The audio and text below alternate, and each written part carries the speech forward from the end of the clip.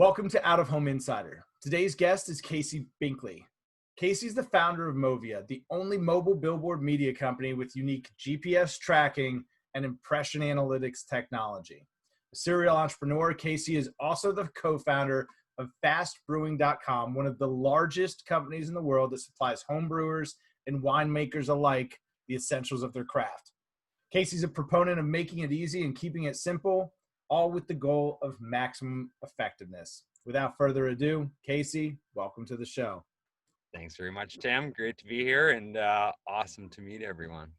It's great to have you. It's great to have you. And we got introduced to you a couple months back under the banner of a different name and now Movia. Talk to me about the rebrand. Talk to me about what you guys do and what makes you unique as a company. How'd you get into all this? 100%, you bet. So yeah, we just went through a rebrand that we're super excited about. We've been operating as Holler Ads for the past 4 to 5 years, which has been a good transition into the industry. But we're just trying to kind of grow up a little bit and more so like make the technology more of the focus of what we do. Holler was certainly cool, but it kind of drags us into the trucking realm. And don't get me wrong, we certainly operate in the trucking realm, but yeah, just kind of opening it up and making the tech more of the kind of focal point. So I've learned a lot about marketing and advertising myself getting into this. Like Tim had mentioned, I'm an entrepreneur. So I was not from the media space before I got into this. My last company was Fast Brewing and Winemaking. We manufactured plastic homebrew equipment. We manufactured in Michigan and China, and we sold the products in roughly around like 1,400 retail stores across like 45 countries. We built that company with a partner out of university, and Tim was just laughing because I've been starting to use this new name a little bit more, but I go by Red Dragon a little bit. It's his call sign, ladies and gentlemen. Red Dragon, Red Dragon. It started in the homebrew industry. We showed up for this huge trade show. It was like our very first one. It's me and my partner. I'm probably like 23 or whatnot, and it's morning time, you're filling out your name badges, and we're at a trade show for beer. So we probably had a couple at that point, and we looked at each other and said, hey, let's do something cool with this. So I coined myself Red Dragon, and he was Jackson Axel. And literally the whole industry knew me as Red Dragon from then on out. So But what a great lesson in marketing, right? Just you've got to be memorable. There's got to be a reason for people to remember you. So you've created this awesome home brewing company, Holler Ads, 4 or 5 years. I mean, that's no small accomplishment. Now we're moving into this next phase, this next evolution for you guys. So the rebrand, how recently is the rebrand? I'd say we did kind of like a soft launch maybe about a month or so ago. And then it's kind of been like, we did a press release like 2 or 3 weeks ago. So yeah, it's just started to trickle out, and yeah, we've been really, really excited about it all. We're getting a lot of like good people say it makes us look bigger and obviously more professional, just cleans us up a lot. So that's been awesome. For sure. And there's lots of mobile billboard companies, and there's people that throw signs on the side of trucks and call it such. There's people taking advantage of all sorts of space. But what is it that makes you guys unique and really a buttoned up turnkey solution? 100%. And I think this kind of like comes back to a little bit to our like roots and origins. So like when I was doing the homebrew thing, having a great time and it was good, but like just starting to look for new opportunities. I've been doing it for about 5 or 6 years. So just kind of looking for the next thing. And I can remember it. I was driving back from Michigan from doing some manufacturing stuff, and we're on the highway and my partner is driving. I'm in the passenger seat. I can literally vivid memory of this, but like blank truck goes past, truck with an ad, blank truck, and my brain's just like, why is there so many blank trucks out there? So I kind of started doing some research on it and found like there's only a handful of companies in North America that do this kind of truck side advertising. So I kind of started digging in. Like then I found out like truck side was actually really big in the 80s. It was like utilized in like a big thing, and then it kind of petered out or whatnot, and it just kind of never became mainstream again. So like after starting to chat with some marketing ad people, then I figured out like a lot of it came down to analytics, measurement, accountability. So then I came up with this idea that's like our full tech stack platform that, yeah, we We have a beacon technology that goes on each truck. It's a GPS, so we know the location. But the cool thing we do is impression analytics through Wi-Fi and Bluetooth measurement. Most people leave their Wi-Fi or Bluetooth on in their phones. So this beacon that's riding around in the truck is just picking up all this available signal that's out there. So we can tell what devices have come in contact with the trucks at where and what time. So I embarked on this large journey to build out this tech. I'm not a technical guy myself. I'm certainly starting to understand it at this point, but know your strengths. I'm not reading code and I am not coding myself. But let's talk it. Let's take a second and talk about that, right? Because oftentimes people will have an idea and it could be a great idea. Like you just said, truck side advertising was a thing. It was a good idea. Execution wasn't necessarily, maybe at the time it wasn't an issue, but to make it relevant now, it needed to be done differently. So how does a non-tech, beer guy start a tech company? What are those hurdles? Is it in these 6 inches of, all right, I'm gonna have to learn a new skill set? Talk to us about that. Talk to us about the mindset of getting past. Yeah, I think for me, like, I knew that, like, I'm not, like, can get my emails done and that kind of stuff, but like, I'm not a super technical guy to begin with. So like, I knew kind of, I wasn't going to be the guy building this. I've always like found like, if you can't do something, or if it's not something that interests you, it's better to find somebody that does. Got super lucky, found kind of my first kind of co-founder tech guru. His name was Zach. We worked together for about 1.5 years or so, and he was like the guy that kind of built this all out. Did the initial MVP, got these devices working, the back end, the front end display, and yeah, it was all really like, it went good. Tons of hurdles, like, and it's just kind of like when you're building tech, it's an endless black hole for money. Sure. It's so sort of like a Steve Jobs, Steve Wozniak thing of, we've got the visionary and then we've got somebody who can execute, finding the piece that complements you, it sounds like. Literally, yeah. We both came together and worked very well. And like, we finally got it kind of to the point where we started to partner with trucking companies. So we were building up our inventory. And I was actually, I exited my beer company. So I kind of went through that process. And then when I was going through that, like, naturally the next big step for me is like, we'd built the tech, we'd kind of procured some inventory, and now it was like, go to market and go full steam. So kind of started doing that. And me and the original kind of tech guy, we just weren't kind of seeing eye to eye in terms of like how it was working. So like, we decided to, cut it off early. Sure. And then I've kind of been like a sole founder since then. And I've found different teams that have came in and built the tech out. So we had a different team after Zach. And then since then we've got the current team. So I'm kind of 3 teams in on it. But yeah, our current, like, it takes kind of figuring the technology out or what you're trying to build, and then really finding the right people for that. So I've been very lucky where each different team has been great and progressed it, and we've learned a lot. And then when the kind of next team, then it kind of takes it to the whole next level. So we're actually in the process, we're launching a brand new V4 of everything. So we built brand new hardware, new operating system on the devices. All the data gets sent to this insanely robust backend system because you're processing thousands of scans a second are coming through all this data.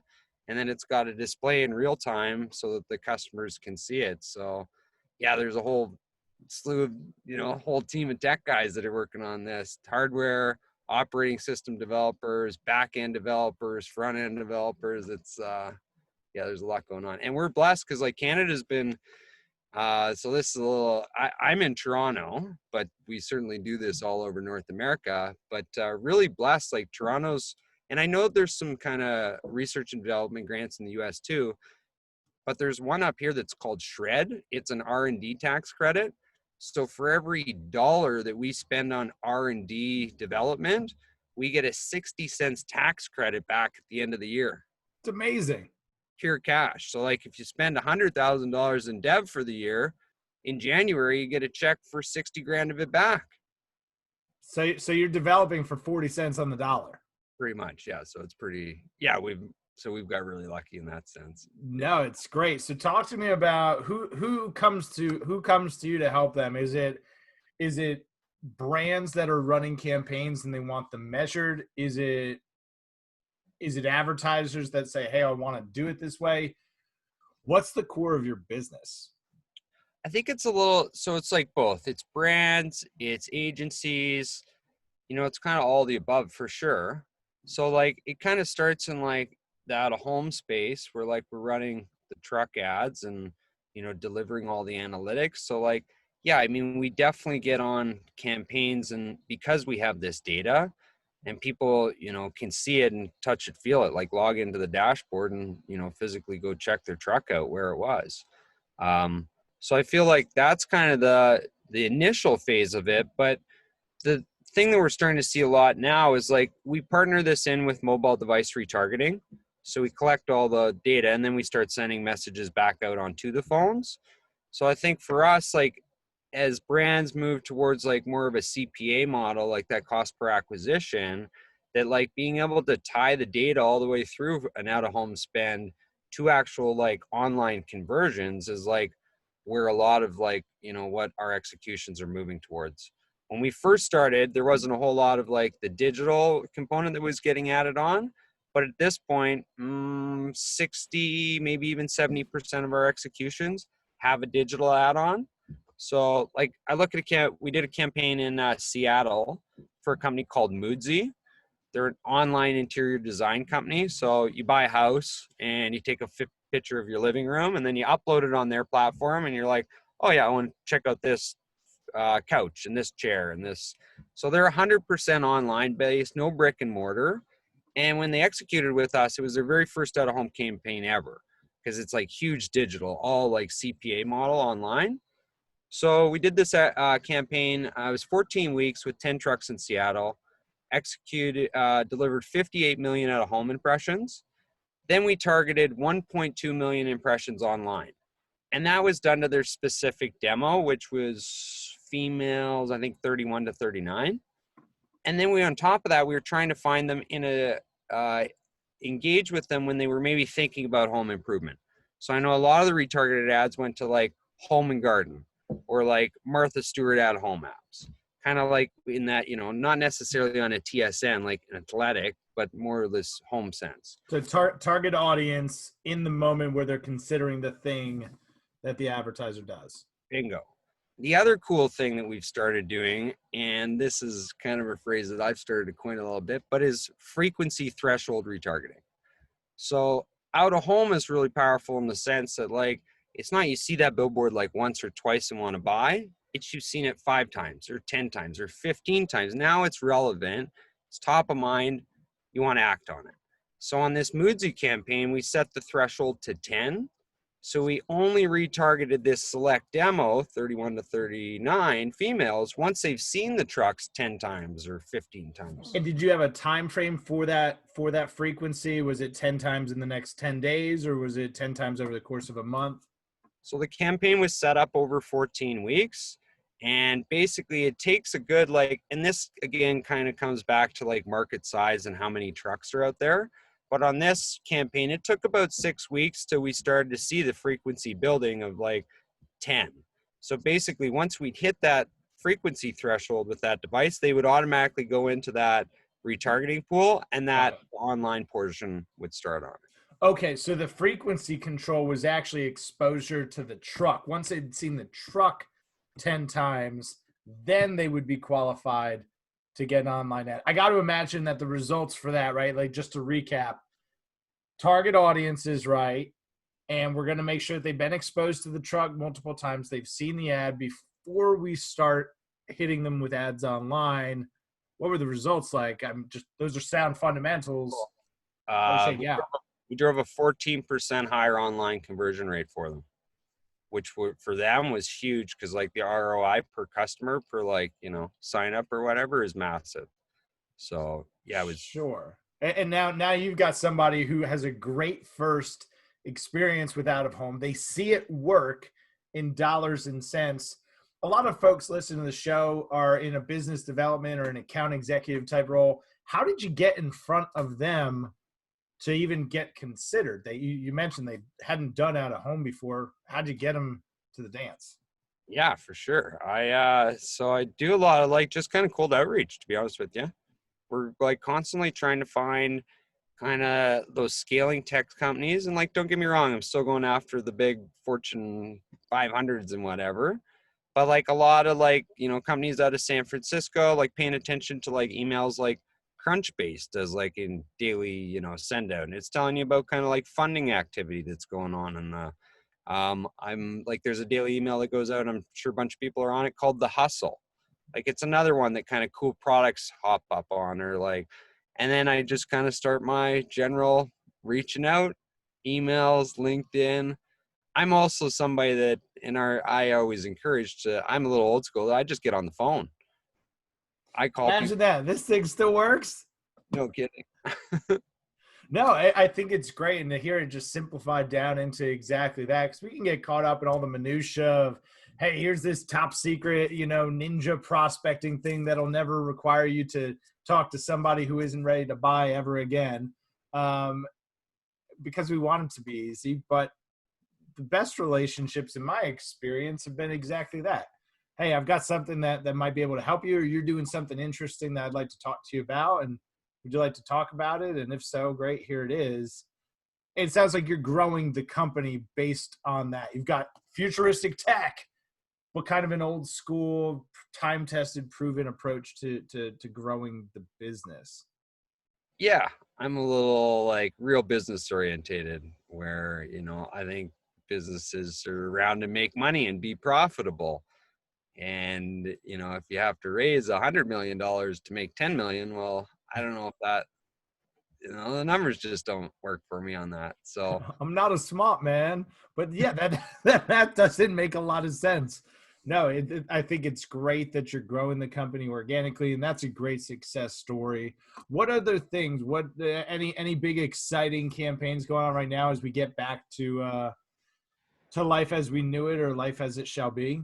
yeah, totally. We're excited. Like, I think like we're very fortunate and I'm extremely grateful to be kind of in this niche out of home space where we're at. I know like a lot of networks like indoor stuff, like mall stuff or universities or like airports right now, like, some of that eyeballs and stuff of attention or have shifted.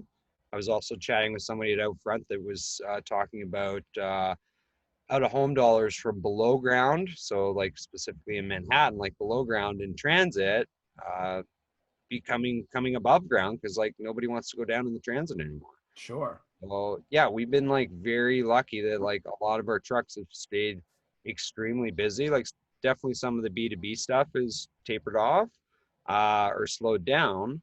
But on the other side of it, like some of the trucks have increased that are on the residential side, which has been kind of a cool opportunity because like a lot of the eyeballs are just hanging out in neighborhoods or at home.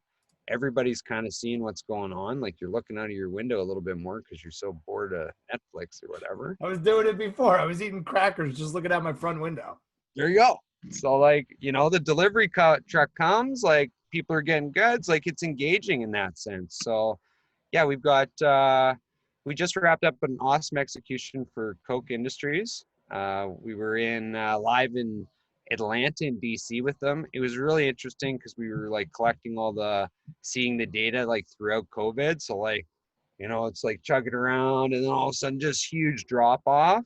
And then like slowly kind of it petered out for maybe like 3 or 4 weeks. And then it kind of started to pick back up again. So you saw like the huge lull and then like kind of starting to open up. So and now, yeah, we've got a bunch. We've got looks like a big lottery campaign. We're starting to work with some of the big lotteries. So looks like there's some upcoming stuff there, and we're working on a telecom one as well. So yeah, there's lots in the go. I can't say it was slow, but then kind of we got our rebrand out to market. Now we're kind of back full fledged. So I'm excited. I think there's lots of opportunity coming up. So yeah, we're full throttle. No, it's great, and it's good to hear that, and sharing those stories.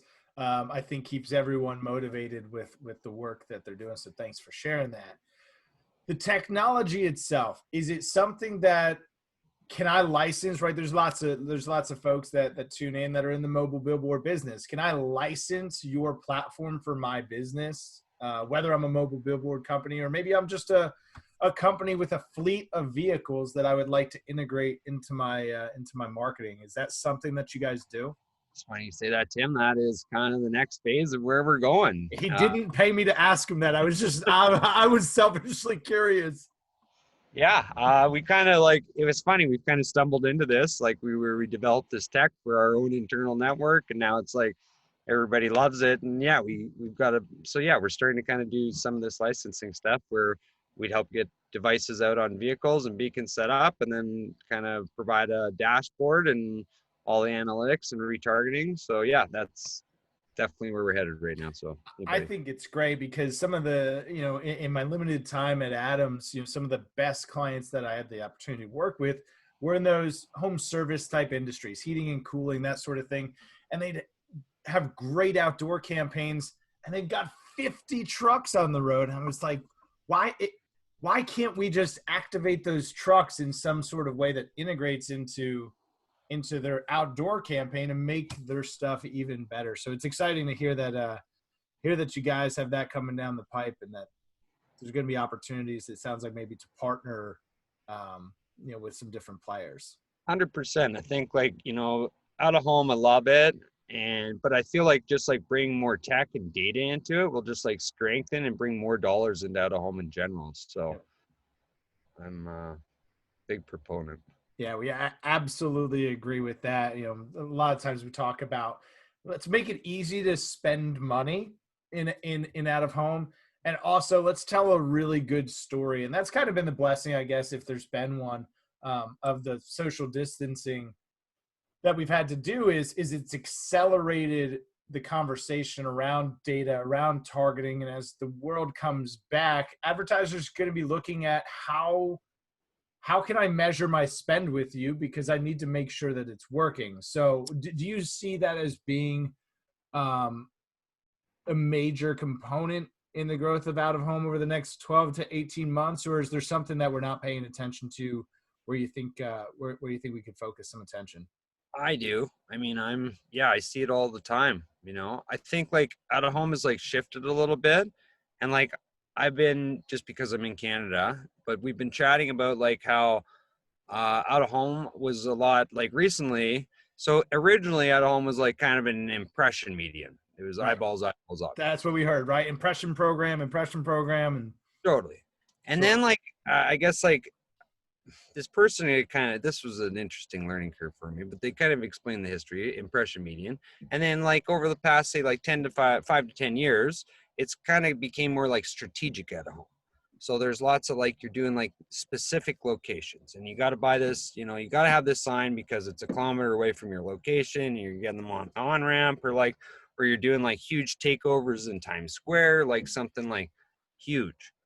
Whereas now, under this kind of, pandemic situation, eyeballs have kind of shifted and traffic shifted. And kind of doing some of this strategic location stuff, it's still cool, but the impressions aren't there like they used to be. That's a good point. So this person was kind of, put in my head that they thought it was kind of out of home was going to go back to like more of like an impression based median instead of how kind of hyper targeted it had been over the last little bit, which I thought was kind of an interesting subject. Either way, I'm not sure. I don't have a crystal ball. I wish I did.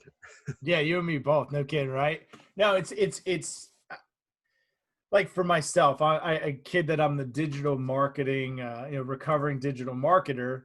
But once I could see because that's how it always been sold to me, right? As an agency guy, we working with automotive dealerships. When we did have conversations with outdoor companies, it was impressions.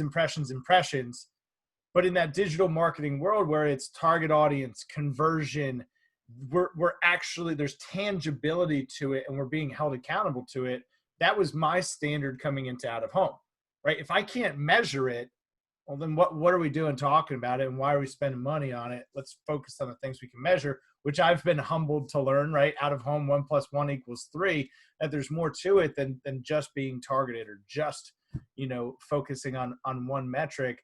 How do you think that the technology, being able to target an audience, measurement, how do those things work with what has always made out of home so powerful, and it's that big, automatically authoritative type of display environment. How do you think that those two things work together going forward?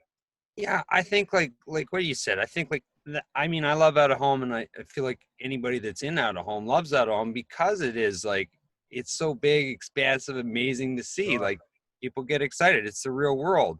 But then you have this kind of disconnect where it's like such a big, amazing, powerful medium, but it's so hard to kind of do the analytics, understand like what it drives to the back end. Like, does it actually drive ROI? Are there people coming to store because of this? Are sales increasing? So I feel like, yeah, you need tech to like be able to, I mean, online advertising has been around for what, 30 years? It's scooped over 50% of all ad dollars. It's a $335 billion industry. Out of home is in the US, maybe in North America between 8 and 10 billion. So you look at like, just the spending dollars there, like it's a fraction. And online has done that because it's performance based. Right. People know exactly who they're targeting, exactly how many times they're getting in front of that. There's all these threshold gates on, well, I don't need to spend 50, impressions to this one person. We can cap it at 10 or whatnot. Out of home doesn't have that yet. So I feel like there's a lot of like catching up and room for improvement that will bring us back into this kind of more digital realm and have the dollars kind of all work together. So I think that there's tons of options. How do you, and this could be a good takeaway too, is how do you have that conversation? Maybe going back to the example of the interior design company, how do you have that conversation around here's what out of home is, and here's how it's just like the other things that you're doing? How do you approach that? I guess like I think, and I've had this conversation with other brands too, that like when you're, big enough and you're spending a lot, you kind of start to hit these like thresholds online where like it doesn't matter if you spend another like $1 million, you're not really increasing your conversion rates. Like, yeah, you're still getting conversions, but they're not like increasing. So it's like, how do Right. you look to like efficient ways to drive those conversion levels? And out of home is like one of the most affordable channels. Like CPMs are like on some of our stuff, even as low as like 80 cents and a dollar on truck side. And then like, when you start looking online at CPMs, like depending on how targeted and what you're trying to, if that audience, like you could be like $25-$30 a CPM. Right. So I feel like, For an ad that is, this big on my screen. and what's crazy to me is like you get that ad on your screen, and who knows if that brand is even relevant to that person yet. Have they ever seen that brand before? And I feel like that's the biggest thing that I've learned in or one of the biggest things is like there's got to be like some sort of reach frequency to actually instill like a point where they want to act or like, make a purchase on that brand. So like to spend $30 CPMs to get that message, that general awareness campaign in front of you 15 times, whereas you could just use out of home at a CPM of $2 or $3 compared to 20. Like it just seems like in such a natural way to build that kind of top of the line funnel, but then also related to that bottom of the line ROI. I think that's why the work that you're doing is really important, because doing out of home before any of this is kind of like doing a trust fall, right? Like I know that my friends are going to catch me, but I'm still afraid of hitting the ground. I know that out of home works, but I'm also afraid of it not working. I'd rather pay $25 CPM because I can see someone clicked on it. Do you think that what do you think needs to happen in the conversation? Is there something that we could be doing better to inform or educate more brands, more marketing decision makers about that unique difference of out of home?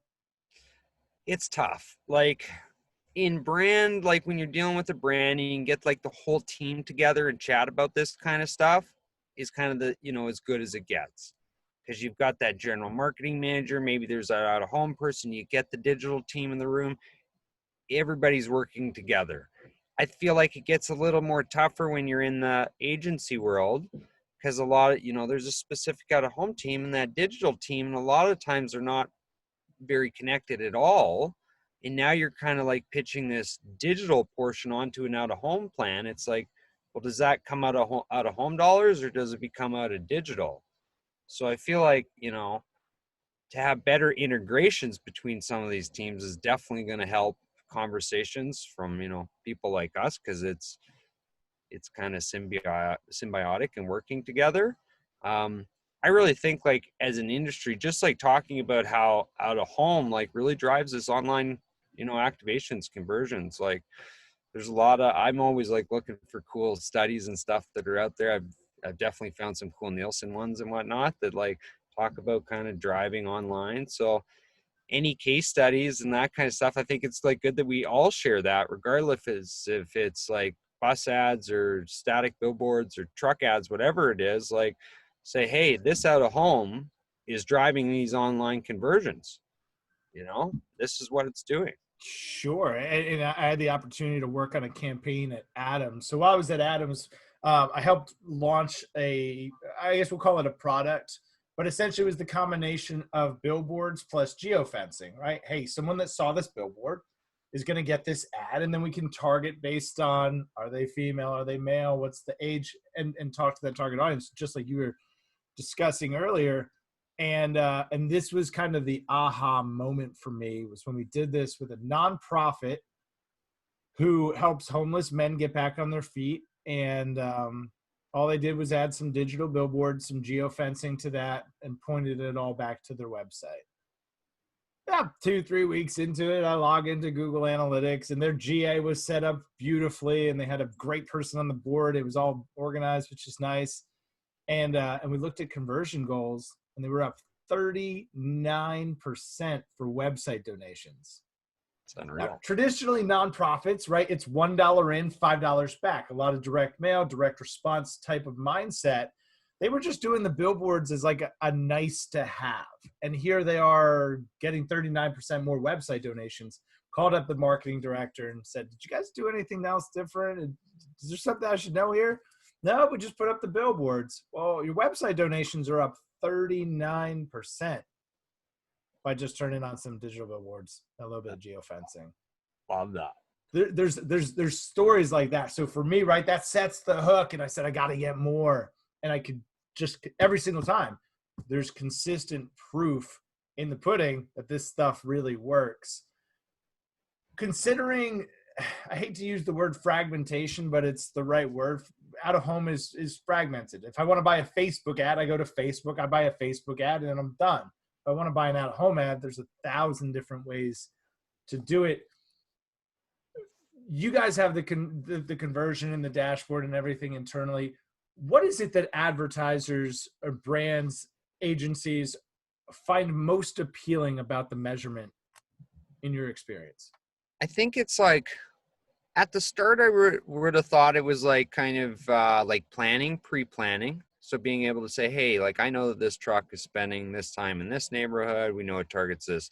It's getting these certain amount of impressions. It's like, but I think like since we've got into this more, it's really about the accountability that brand manager or, agency person that puts us on a plan and buys us knows that every week or any time they want, they can log on and get this hard data, this accountability right there. So I feel like it's like, I thought it was like going to be used for pre-planning, and it's almost like a way to say, hey, this is why we spent the dollars and this is where it went. It's powerful. That's powerful. I think that's a key takeaway too, of kind of getting out of our own way and really understanding what is it that's most important to them, because maybe we have a different idea, and there's an easier path to success for everybody. Like that, you always think something, then once you get going on it, you learn. And isn't that funny? Funny how that works. So Casey, we've come to the point in the show where I'm going to ask you a couple questions. Questions from Carlos. Carlos Zavali is the marketing manager for InMotion, another great mobile billboard company out in California. He said, Tim, can you start asking your guests a couple of questions, and if you're game, we'll have a little fun. In? Let's do it. All right. So the first question, if you were not doing what you're doing right now with Movia, what would you be doing? I don't know. I'd be doing some sort of other entrepreneurial venture, something cool. I like doing like, Something. yeah, I'm a builder. I like kind of bringing stuff together, like bringing people together. I can't say like, I love what Elon Musk does. He's doing like rad, cool ideas. Either go bore a tunnel somewhere or fly around in space. Like, that'd be cool. Cool. That would be cool. What are you most excited about right now? It could be work. It could be not work. It could be whatever you're most excited about. What is that? I'm most excited about work right now. We're kind of, I'm not going to say we're super COVID proof, but we've kind of been got out of this COVID proof, and like our network's looking good. I've kind of doubled down and just hired 2 sales guys to join us. Congratulations, and congratulations to them. Yeah, we're super excited to have Cody and Daryl joining us. So, yeah, we're just excited over the next like kind of 2 to 6 months to see what happens in and at home. And then, yeah, as our technology rolls out more, we're excited to kind of dive into the licensing side of it more. So, yeah, lots of cool opportunities, really. Very cool. And are you a reader, a podcast guy? Where do you go for inspiration, motivation, or just unwind? My guy. So I gotten into this guy. He has definitely changed my life over the last. I got into him in August. I had some friends suggest him, but his name is Dr. Joe Dispenza. Love Dr. Joe. Love that guy. He's awesome. I've drank a lot of Dr. Joe's Kool-Aid. I got his $100 program, and then I amped up and bought his $300 program. And have you? Man, is the juice worth the squeeze? I've considered. My life has went from, it's going well. He's an amazing, anyone who's not familiar with Dr. Joe Dispenza, encourage you, go check this guy out. Right. He got hit by a truck in a triathlon and was supposed to be paralyzed or need back surgery. And he cured himself. He fixed his broken back by thinking about it. It's insane though. He does all this, like he's a doctor in like neuroplasticity and like all this and quantum physics and all this stuff. And he brings like, it's like meditation and thought on like kind of your projections. It's like, I don't know, it's cleared my mind out a lot. It's totally well here. And I'm going to point this out. I won't speak for any previous guests, but I can tell you that is a theme, whether or not it's talked about in the episode or it's before and after. That's something that every guest has had in common, is seeking a higher level of enlightenment. So it's not just about showing up and doing the work. It's about doing the self-work as well. I think that's a great recommendation. Dr. Joe. I'm Dr. Joe. Every morning before I get going for the day, I wake up maybe 7:30. I'm 45 minutes to almost an hour of meditation a day. Dr. It's amazing. Joe. It's amazing. I do what I call my power hour. And I actually got it from a coach that was on Tom Bilyeu's show, Impact Theory. Every day, 20 minutes of intense, sweaty exercise. Oftentimes I do it outside, so it's hot, hoodie, kettlebells, just getting it. 20 minutes of intense, sweaty exercise, 20 minutes of meditation immediately following, shifting that fight or flight nervous system, and then 20 minutes of self-development, which for right now has been Principles by Ray Dalio, which is a master's class on business and life. So that's great, man. Thanks for sharing that. Everybody should check Dr. Joe out. He's cool. Definitely check Dr. Joe out. To check you out, Casey, where should people go? Where are you most active? How do they find you? How do they learn more? Yeah, for sure. Like I'm on LinkedIn a bit, but like if anybody wants to connect, email's like typically the best. I'm like I'll be on LinkedIn and stuff, so please add me. Shoot me a message for sure. It's just Casey Binkley, Movia, and then my email is Casey, so CASEY at Movia, MOVIA.media, and Movia is moving media combined into one word. Smashed up the child. Love it. Yes. Awesome. We'll make sure to link out to all that stuff in the show notes and the description. Casey, it's been a pleasure. Thanks so much for doing this, man. I really appreciate you. Tim, and to everybody that's out there listening, thanks so much. Hope everybody kills it and in a good way and makes it happen coming up here. So hope to connect, and I'm sure we'll talk soon. Sounds good. And don't forget to click subscribe down below there in the corner. If you want to get swagged up, go to oohswag.com. Don't forget to use promo code INSIDER for 10% off your first purchase. And we'll see you guys next time.